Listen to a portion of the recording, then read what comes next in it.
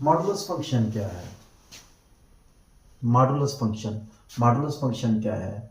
देखिए, मॉड का मतलब ये होता है इसने पॉजिटिव कर देना है। अगर 2 है, इसका आंसर भी 2 है, तो -2 है, इसका आंसर भी 2 है।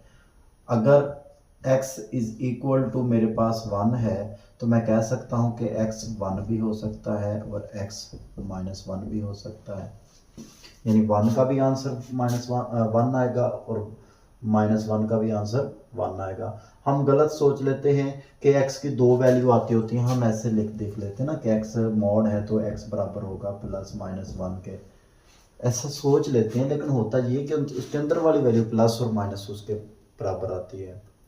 ठीक है, तो मॉडुलस फंक्शन जो होता है डिस्टेंस शो करने के लिए इस्तेमाल होता है और ये हमेशा पॉजिटिव आता है। इसका जो है हमारे पास ग्राफ वो कैसे आता है, देखें, y is equal to x का अगर हम मॉडुलस फंक्शन का हम ग्राफ बनाते हैं तो कैसे बनाएंगे? y is equal to x ही आएगा। y is equal to x का जो है ग्राफ कैसे बनता है? एक स्ट्रेट लाइन बनता है। ठीक है, और जब -1 होगा, देखिए 1 आया तो इसकी वैल्यू 1, ठीक है, यहाँ पे आई, 2 आया तो इसकी वैल्यू भी कितनी आई? 2 आई। तो इस तरह से स्ट्रेट ग्राफ बनते जाता है। लेकिन -1 आएगा लेकिन आंसर उसका +1 आएगा, -2 आएगा तो इसका आंसर जो है वो कितना होगा? -2 आएगा, +2 आएगा।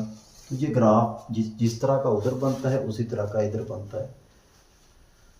तो ये मॉडुलस फंक्शन का क्या हो गया? ग्राफ हो गया। ठीक है, ये ऊपर की तरफ होगा। अगर x -3 है, ये इज इक्वल टू हमारे पास इसका ग्राफ बनाना है, तो ये कैसे बनाएंगे? ये ग्राफ ट्रांजिशन हो जाएगी इसकी, हमें देखना है कि ये 0 कहाँ पे बनता है। y की वैल्यू 0 आती है, y की वैल्यू 0 कहाँ पे आती है? 3 पे। जब x 3 होगा यानी 1 2 3, यहाँ पे इसकी y की वैल्यू 0 होगी और उससे आगे ऐसे ग्राफ जाएगा और इधर चला जाएगा। बात समझ आ रही है? थोड़ा सा ग्राफ को डिस्कस कर लेता हूँ कि ये इसके अंदर वाली वैल्यू किस तरह आती है और ये कैसे आता है।